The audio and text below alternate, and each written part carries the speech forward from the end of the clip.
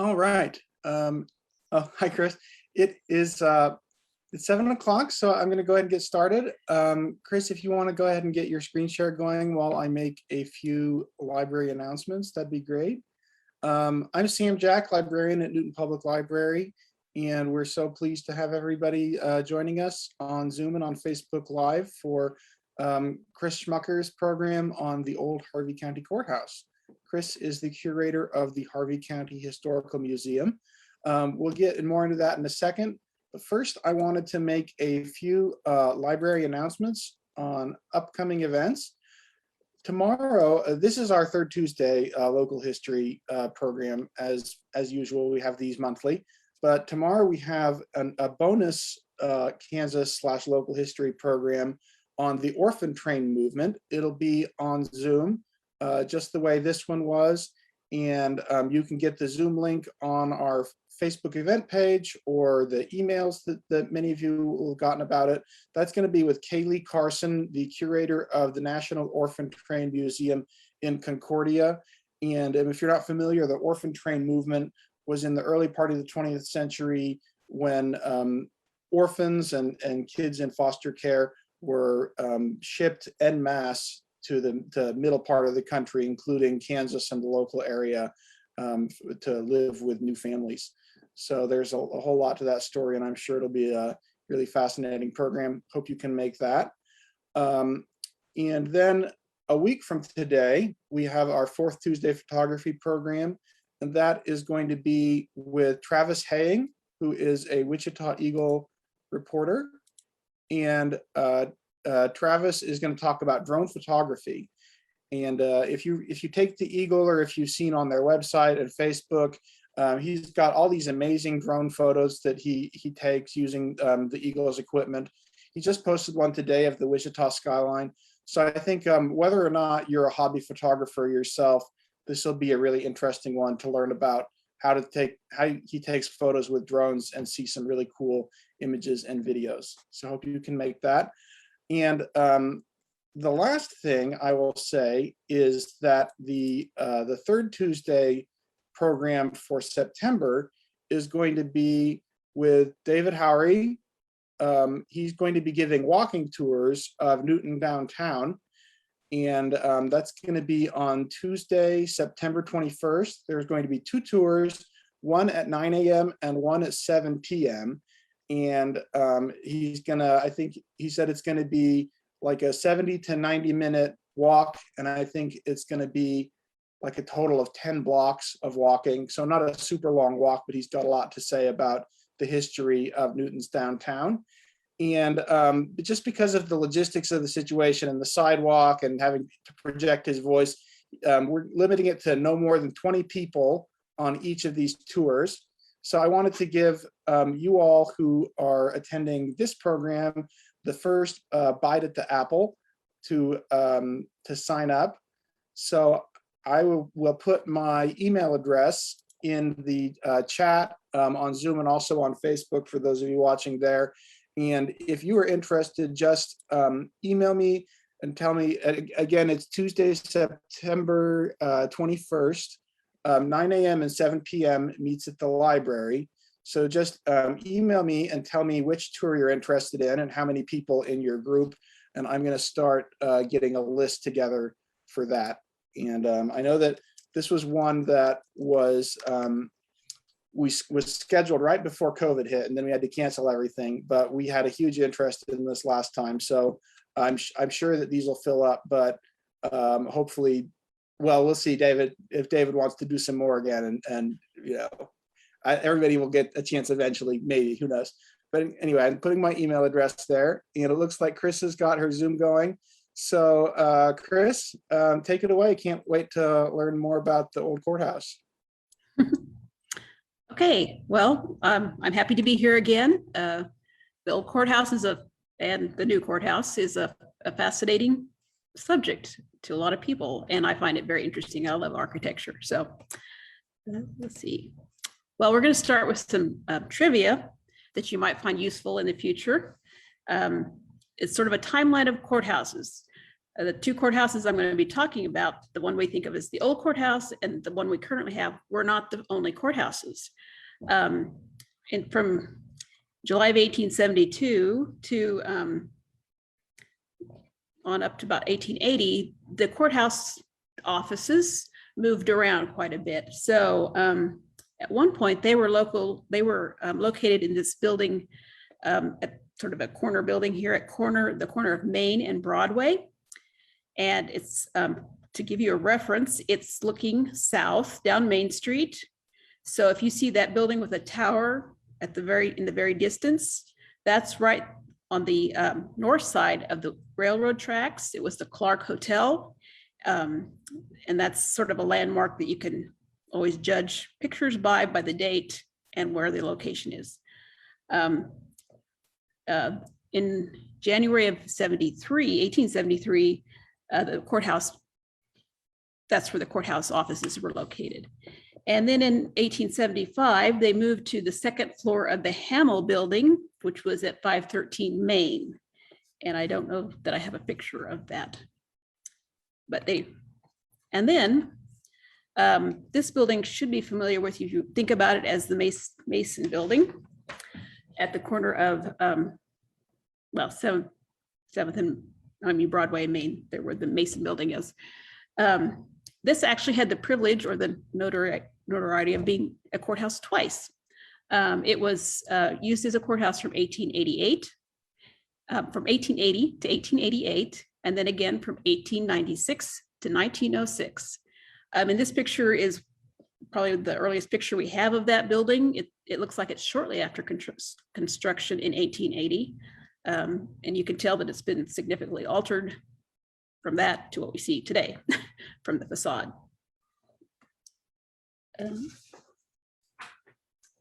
then next we get to the building. There were 3 buildings that were built as actual courthouses, and this is the first, by architects.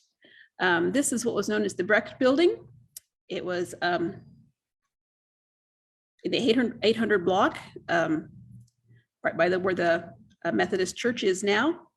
It was designed by William L. Ross, and the Brecht brothers had some sort of understanding with the county that this building would be used for a number of years as the courthouse, and then it would revert to them. I think the idea was that the county was then supposed to be building their own building. But if you can see the floor plans here, it has all the necessary buildings on the first floor and on the second floor. And there are pictures of this building on the inside. It was very beautiful. It continued to be in use as Bethel College and other commercial type schools, college schools, and then apartments. And many of you would remember it looking like this. It was demolished in 1993. So then after the deal with the Brecht brothers, they went back to this other, the 700 building courthouse, and they decided they should probably get serious about a courthouse. But first I wanted to share this quote with you to sort of be thinking about as we look at these, as we look at the old courthouse and the new courthouse. It's a quote I ran across while I was researching courthouses. It says, he wrote, James Bright, he's a Washington architect, wrote, "No other building type communicates as much about our society as does the courthouse," or as I would say, our community as the courthouse. And this picture, I have some other better pictures that I'll show you later, but if you look closely, you can see it's a picture of the old courthouse, and lurking in the background is the new courthouse. And it was this picture was also taken in 1966. But keep this quote in mind as we look through the pictures, and then maybe we could talk about some things at the end of the presentation. So they decided to build a new courthouse, and this is a picture of the proposed new courthouse in 1906. They hired an architect that was quite well known. His name was James C. Holland.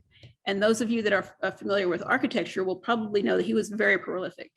In 1895, he was actually the state architect, and he worked on the Capitol building. In 1899, he started his own business or own firm in Topeka, and he built many of Kansas's courthouses, including Newton's, and then close by also Marion County. So if you go to Marion County's courthouse, you can see similarities. Here at the museum, we do have the blueprints for the courthouse that is no more. And this is just one page.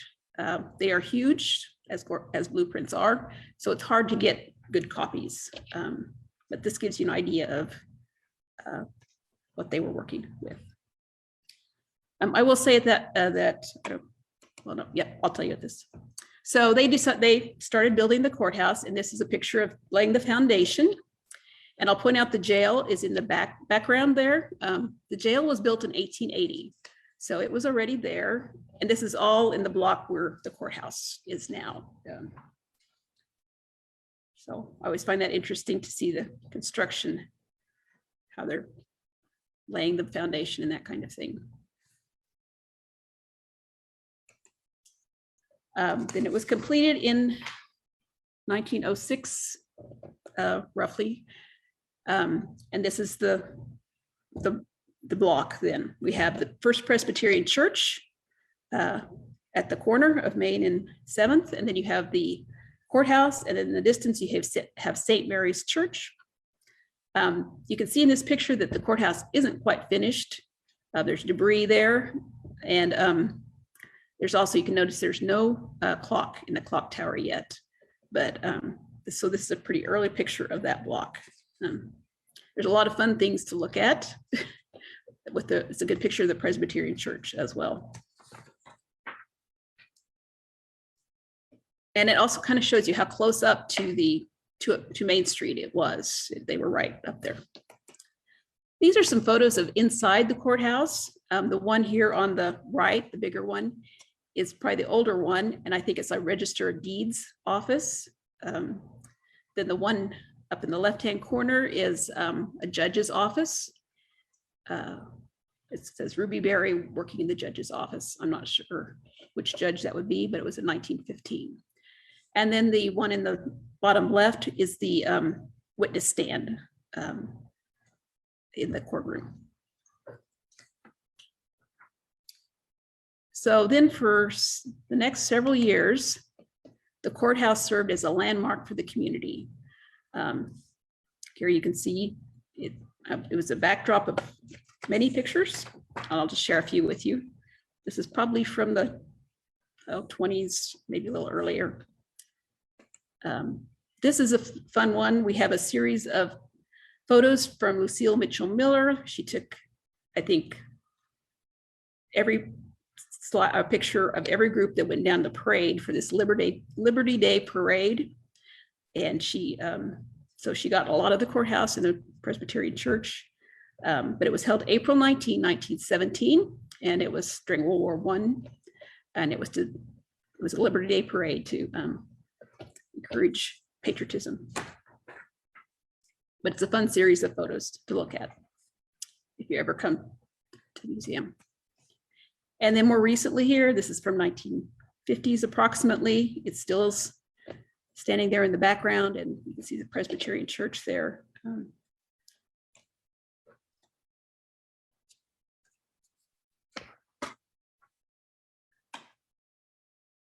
One of the other fun things about the courthouse is how it is, it sort of dominates the northern part of the town's skyline. On the south part, you have like, in the oldest pictures, you have Clark Hotel and the arcade sort of anchoring that side of town. And then on this side, before 1915, you had the Ragsdale Opera House tower that you can always point to. And then you have the courthouse and St. Mary's. So they always, first of all, help date photographs and help you orientate yourself when you're looking at photographs. But this is just a fun picture down that part of Main Street. And it also was a good place to take pictures of Newton.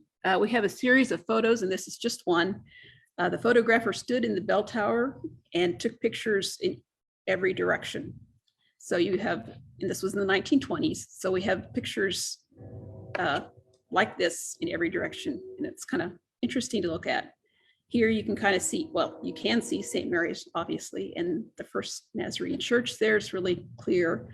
And it's just fun to see the distance in the different houses that were here and how different it's changed. So things started to change a bit. In 1955, the Newton-Kansan editor, John Stauffer, wrote, "Now is the time for a new courthouse." He laid out some grand dreams for the future building, including something of a multi-purpose structure with room for an auditorium, space to combine county and city offices. And he promoted the idea that this would be more efficient and less maintenance because they would be sharing. And he envisioned it as a civic and cultural center for the whole area. The commissioners already were planning on, they already started the plans, and he explained this plan that how they were going to pay for this. So this had already been in discussion, apparently. So he explained the plan of how they were going to pay for a new building with 1 mill levy for 10 years. He noted at the bottom of his editorial that the move could be blocked if 10% of qualified Harvey County voters signed a protest petition by August 6, 1955. Also, at that same time in 1955, they had an architectural engineer do an inspection for structural integrity, and he deemed it safe and structurally fine. He noted that there were normal cracks and wear that you expect in a building that age that could be repaired, but nothing unusual and nothing that couldn't be repaired.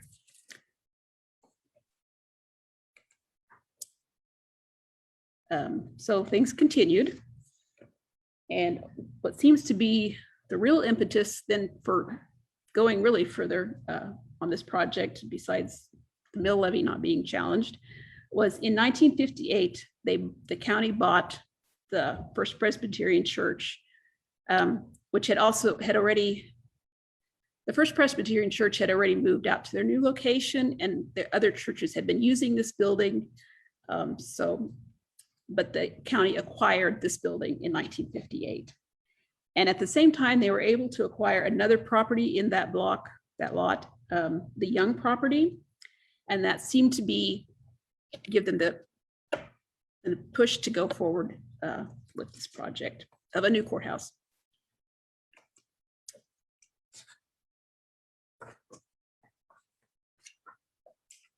So in 1962, despite the architectural findings less than 10 years prior, the building was reported to be deteriorating rapidly. And this, to be honest, I never found this in any document. This was something in the paper or something people have said. The amount of money in the courthouse fund at that point in time, which was due to the mill levy, was $400,800. However, the way the courthouse fund was established, it could not be used to fund repairs of this building. It could only be used for new construction. However, at that time, they did authorize $900 to repair the roof of the old courthouse. So the commissioners kept proceeding. And as part of this, they wisely decided to look at other courthouses and see what was working well for other people. And they inspected other courthouses and other public buildings in scores of locations, the paper reported. And these are the commissioners. George Sherling had started, he was the previous commissioner, but Clarence Tangeman replaced him. He's the one that then became more active in this. So these are the three, J. Warren Long, Clarence J. Tangeman, and Eldo M. Steele were the commissioners at the time.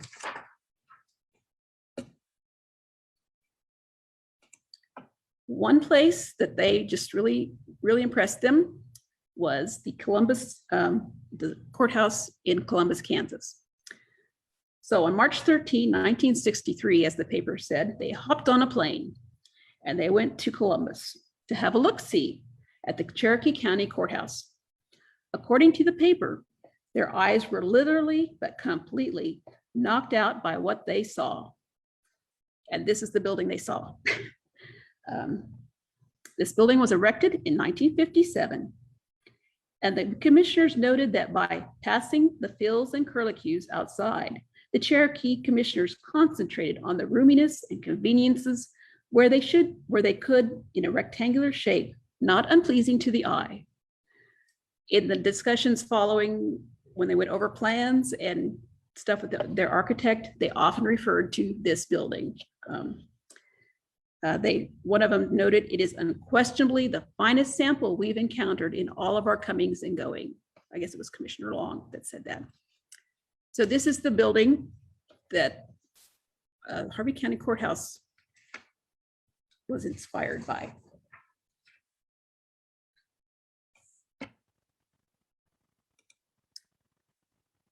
So in May 1965, the county was able to acquire all 5 properties. They got the whole block, a lot that they needed so they could proceed construction. They hired the architect Ken G. Miller of Hutchinson, and he worked on plans. Part of the deal was they wanted to be able to keep the old courthouse while building the new one, so they didn't have to move out to somewhere else and pay rent somewhere. So that was a wise idea, I think, to save on money, and also just a wise idea. So in January of 1964, they were presented with this picture that you see here on the screen. The paper called it the $1 Million Dream House. And they were not impressed. They didn't like it. So they went back with their architect, and they kept working on it. And they repeatedly noted that they liked the Columbus Courthouse. And one quote from Clarence Tangeman was, "When I see something that I think will appeal to 60% of the people, I'll be ready to go." So they were working through the early part of 1964. They noted that the Columbus building they had visited and had their unanimous support or approval, though it was erected a few years back, had cost a little over $800,000. But this building, with a total square feet of 56,300 square feet, fully furnished, would add up to $1.5 million. This number would have to be trimmed. So they went back to the drawing board and worked on trimming. I will also note, I should have said this, when they were visiting these other places, when they hopped on the plane, they did that at their own expense. They did not use county money to do that. So finally, they came up with an idea that they could work with. And this is a picture of that. And there's the cost, the courthouse cost set at. This did not include the jail. This did include the jail, but it did not include something they had really wanted, which was a separate welfare building. They had wanted to have the building for welfare issue or projects, offices, in a different building close by. So that they had to somehow then incorporate into this structure. They accepted the bid from Law Pollock Construction Company of Wichita, and the construction began. And this is like when I showed you the construction picture of the first, or the 1906 courthouse. Here's the jail also in the background, and the old courthouse. So construction is beginning. I'll just show you. We have a lot of pictures of the construction. If you're ever interested, you're welcome to come by and look at them. But this is just one or two. Go ahead. Were they still using the 1880 jail at this time as a jail? Or- Oh, no, I should say in 1917, they built, let me make sure I can go back here. Previous. In 1917, they built this jail, and I have better pictures of it, but I didn't include them. And Karen Wall has wonderful stories of when she and her family, her dad was, they lived there while they were a sheriff. So the sheriff lived in there, and that was another sort of a contention. Would the sheriff live in the new courthouse or in the new jail, or how would that be handled? It's always before the sheriff had lived in the jail. So yeah, this is another construction photo, and this is a dedication. The new courthouse was completed December 1965. And the business of moving all the offices and all the people and everything had happened at about that same time in December. And then they held a dedication in April 1966. And these photos are from that dedication.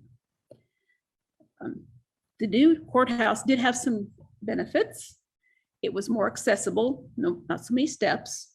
The office arrangement was more efficient for how people did their office work in 1960s. And by 2010, it had already become kind of problematic. As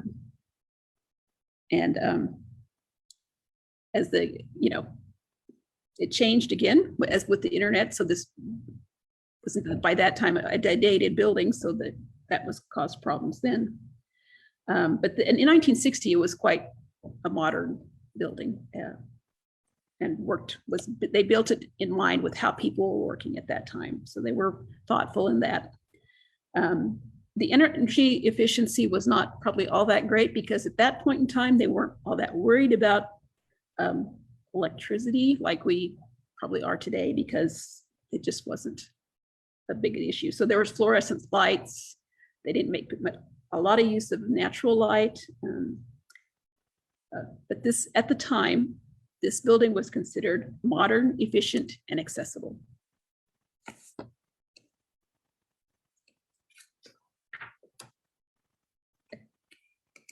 Now I'm going to try some things I haven't tried before, so I hope it works. I created a short video of the demolition of the old courthouse from still photos that we have. We also have the recording of the broadcast that KGRE radio station did from that they did live from that the demolition when the central tower came down. So the first part of it, there's no sound, but when the second part, when the tower comes down, you'll hear the the DJ or whatever talking, and you'll hear the cheers and the tower coming down. So I'm hoping this works. If it doesn't work, we'll get it to you another way.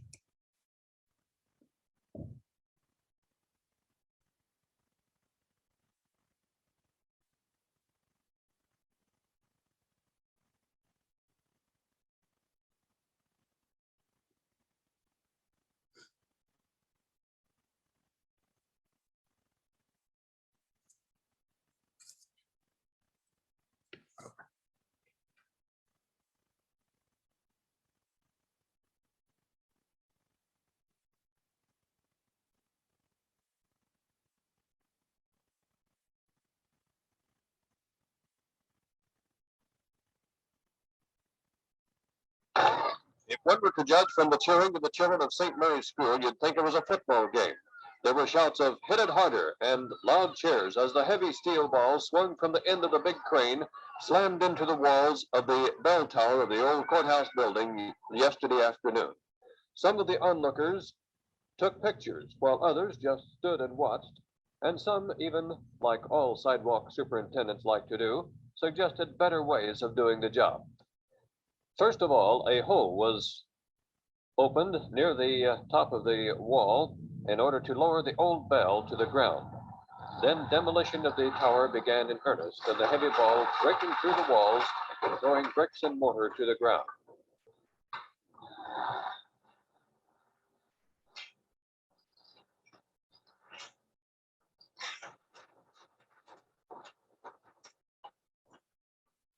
As the corners gave way, the upper part came crashing to the ground. Here is the sound of the steeple coming down as recorded by our KJRG microphone.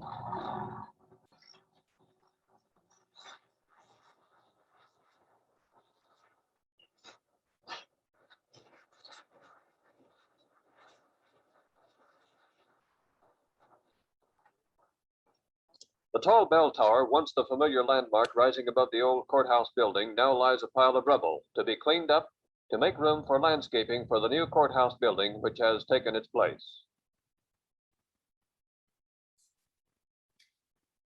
I'll just add that the bell is the one that you see by that, at the corner there by the memorial bench. That's the courthouse bell that you saw them taking down in the short video. I hope that worked. Yeah, pretty well, thanks. Okay. So a question I get a lot is, why did they tear it down? And I guess my answer is, I really am not sure. All I can say is that going back to that quote, the late 50s and 60s were a time when counties and towns wanted to be perceived as progressive. And for the 1960s, a building from 1906 was probably not seen as progressive. It was probably seen as dated. One article I read said that to be seen as progressive always means to want the opposite of what you have. So that certainly seems to be the case here. Now we have this building when we want the other one. This also was a time when a lot of older buildings in Newton were torn down, or the metal siding was put on the front facades. And they, like several of the banks, tore down their big buildings, like where Central Bank is now. That used to be a big, I think, 3 or 4 story building with a beautiful cornice on top. And it was torn down in this time period to make room for the building that you see now. The new library was also built at that time in the early 70s. Luckily, they found another use for this old building. So we still have the Carnegie Library. The post office also was built at that time. There's lots of buildings that were built new at that time that where the old buildings weren't seen as, I guess, new enough. Or they couldn't envision another use for the old building, so they tore it down. So yeah, I'll remind you of the quote, because I think it does, we can think about, what do our buildings communicate about us even today? No other building type communicates as much about our society as does the courthouse. So what were they trying to say about their courthouse in 1906? And what were they trying to say in 1966? One researcher notes that these early courthouses kind of projected the majesty of justice. I don't know if I go quite that far, but it is an interesting thought. And that courthouses are also a symbol of citizens governing themselves. So which one speaks to you? These are kind of unspoken ideals or messages that are in the back of our minds that we probably don't acknowledge. We always are focusing on the budgets, the workspace arrangements, and adapting buildings to the new technology. But the spaces do form, we form them and they form us. So, and today, even today, like this building, they had to do some work on accessibility issues and how to make it work for us today, as our work habits have changed drastically from 1966.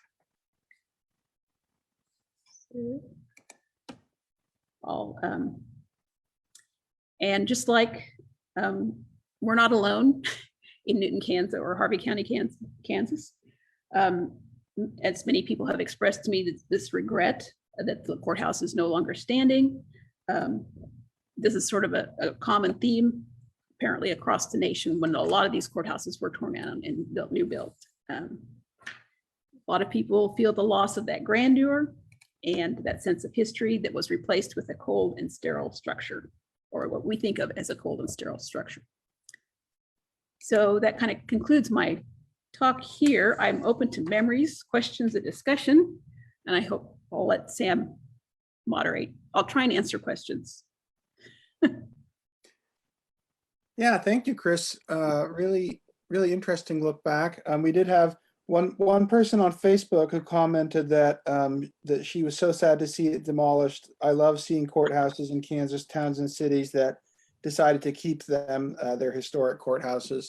So yeah, there's definitely, and I'm not sure if it's on our, I think it's on our YouTube channel. The gentleman a number of months ago that actually, I'm blanking on it. I should have looked this up before the program. Do you remember his name, Kris? That has driven to all the courthouses in Kansas. Oh, yeah, I remember hearing about it, but I know.